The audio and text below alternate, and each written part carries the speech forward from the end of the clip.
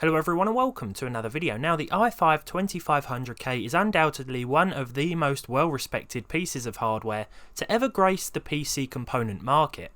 These days the Sandy Bridge icon can be found at a very reasonable price, and so I decided to build this, a gaming PC made up of used parts that proudly features the 2500K at the centre. It cost me about £300 in total.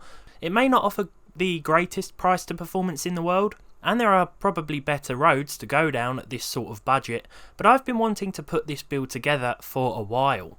This is the i5 2500K gaming machine. So let's talk about parts. First of all, we have the processor itself, 4 cores, 4 threads, and a clock speed of 3.3 GHz with a 3.7 GHz turbo. It launched 8 years ago, and if anything's going to let it down in 2019, it will be the lack of hyper-threading. For the motherboard, I spent a little more for a Z77 chipset. This Gigabyte DS3H will allow us to overclock the chip with ease. Overclocking the 2500K is a no-brainer these days, providing you have the right hardware. The problem is that boards like this can still hold their value quite well, so be sure to shop around for the best deals. While many would argue that 16 gigs of RAM is the sweet spot nowadays, 8 gigs is still fine if you're on a tighter budget. 2 sticks in dual channel is the way to go, and with a board like this that supports up to 32 gigs of DDR3, you can always upgrade later on. That's the beauty of PC building. I then went on the hunt for a power supply, the riskiest thing to buy second hand. It's more important when doing so that you look for quality units like this 80 Plus Bronze OCZ 550 watt box. 550 watts is plenty for the i5 as well as our choice of graphics card, but make sure whatever you buy has all the necessary connections you require. Speaking of graphics cards, and I was super excited to find one of these little beauties. This is the Radeon R9 Nano. It uses 4 gigs of HBM or high bandwidth memory, and it should give you similar performance to a 580 or 1060, though it will pull away at higher resolutions.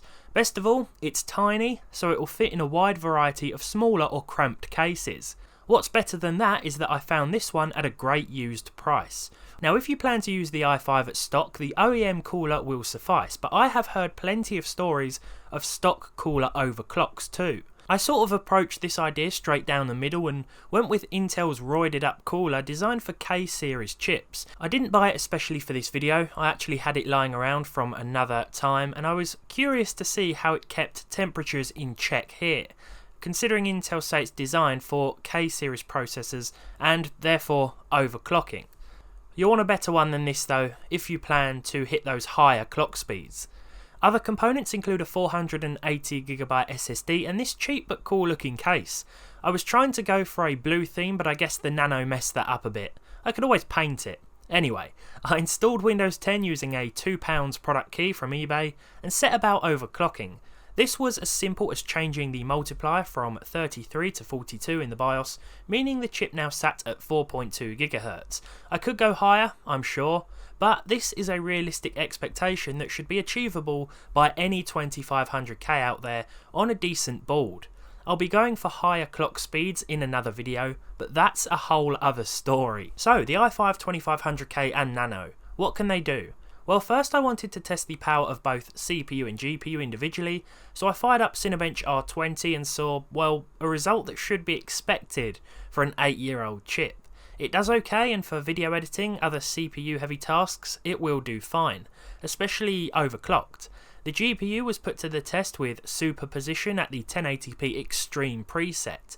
If anything, this was to test stability, as I have read some horror stories about this card, plus this one is used. But it looks very clean and the temperatures seem good too. My guess is that it was well looked after. So now for the moment you've all been waiting for. How does this combination perform with a few modern games?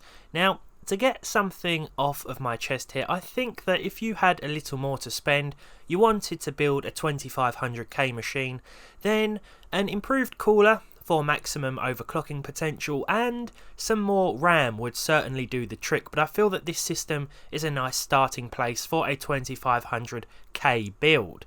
Though, whether that's worth it anyway is entirely dependent on what you think of these results. So I started off with some CPU intensive games, and the first up was Battlefield 5. This is actually where we saw the most problems. With the i5 at 4.2 GHz here, we were seeing quite intensive CPU usage, with the i5 often maxing out at 100% and causing some serious stutter during this tank level. I chose this level because it's particularly demanding, and you will run into some issues, what with all the explosions and gunfire occurring on screen.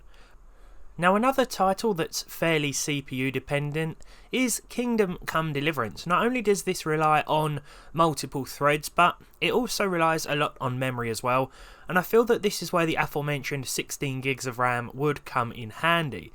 Now, this isn't going to be the case with a lot of games, and by that I mean the on-screen stuttering and such, but those games that do require more threads and more RAM will give you more performance issues. At lower settings though, say 1080p medium, I did see a much improved result with Kingdom Come here. I feel that this was almost spot on, but you'll have to drop a few things in order to avoid those stutters here.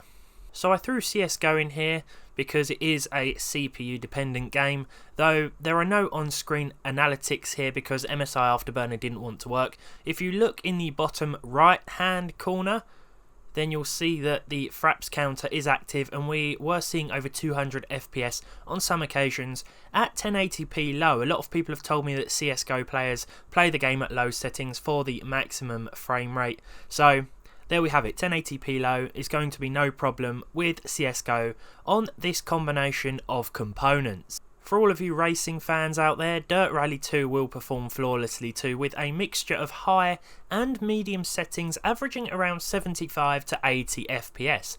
I was playing through a time trial level here, but know that you should be achieving 60 even in a race with multiple other components on both of these pieces of hardware, combined with the 8 gigs of RAM. Dirt Rally 2 is a game that relies more on graphics cards, and as you can see here, the processor isn't really being utilised all that much, whereas the R9 Nano is being pushed to its limit. Remember how I said I was using that sort of roided up Intel stock cooler here? Well, just look at how well it's doing at keeping the processor cool at 4.2 GHz. It may be interesting to see how far we can actually push this thing and still retain decent temperatures with this heatsink fan. The R9 Nano is also staying pretty cool under load here.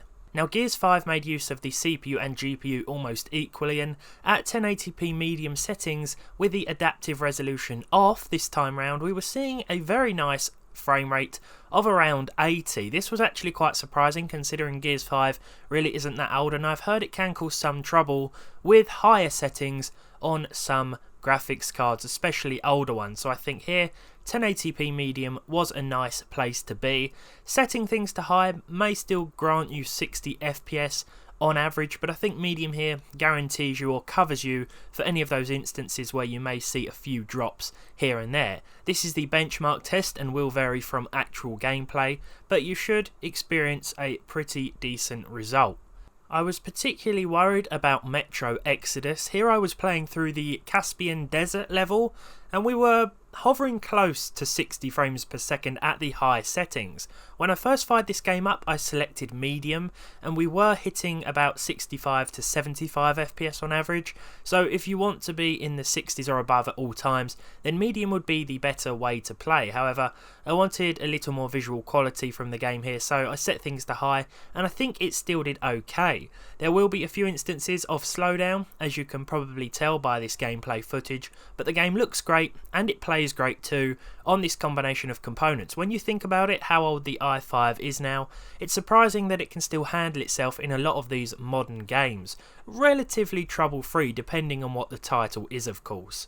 My time in PUBG went about as well as you can expect from my awful skills, and no sooner had I landed had I been nearly wiped out. Hopefully you can still gauge a good idea of the performance here. These frame rate figures were taken from another gameplay session. I went back because I wasn't happy with taking the average from me crawling along the ground, but at 1080p high the game did very well. It's a couple of years old, so it will perform better than a lot of newer titles, and it has seen some great optimizations over the last few months as well. PUBG, very playable on this combination, but it is a more GPU intensive title. As you can see, the R9 Nano is running at 100% at 1080p a lot of the time. Finally, ladies and gentlemen, we have Rage 2. This is probably one of my favourite games to come out in the last year or so. It received mixed reviews, but I really enjoy it, and here the i5 and R9 Nano have no trouble running it with the high preset at 1080p with over 60 FPS. In fact, we were hovering closer to 70. It's a very nice experience here, and as I attacked this little hideout, the frame rate was staying pretty smooth throughout. You can see that this game uses the GPU more than it does the CPU as well, which is probably a good thing considering Rage 2 does have some CPU issues. In fact, on some 4-core CPUs or even dual-core CPUs, it won't launch at all, and it really is a mixed bag as to what CPUs the game starts up on. The i5 2500K is absolutely fine. So overall then, I think this machine did quite well. Now I will be holding on to this for a while because I want to explore further options. I know there's some tweaks we can make to the R9 Nano. I want to see what sort of modern performance we can expect from that, perhaps giving it a little bit of an overclock as well. I also want to check out the performance of the i5 2500K when it's pushed a little harder with a better cooler. I want to even try and get to 5 GHz perhaps with a liquid solution, but I'll have to see how that goes because it is luck of the draw as to which chips can overclock and which chips can't overclock all that well.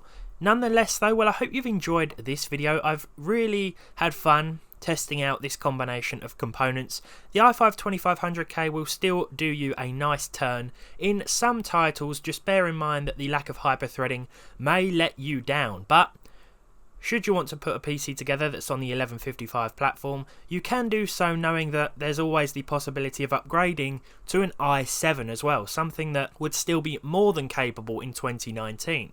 Perhaps a 2600K or 3770 if your motherboard supports it. With all that said and done then, well, I hope you've enjoyed this video. If you did, leave a like on it, leave a dislike if you didn't. Subscribe to the channel if you haven't done so already. Let me know if you're still rocking the classic 2500K in the comments down below. And as always, I hope to see you all soon in the next one.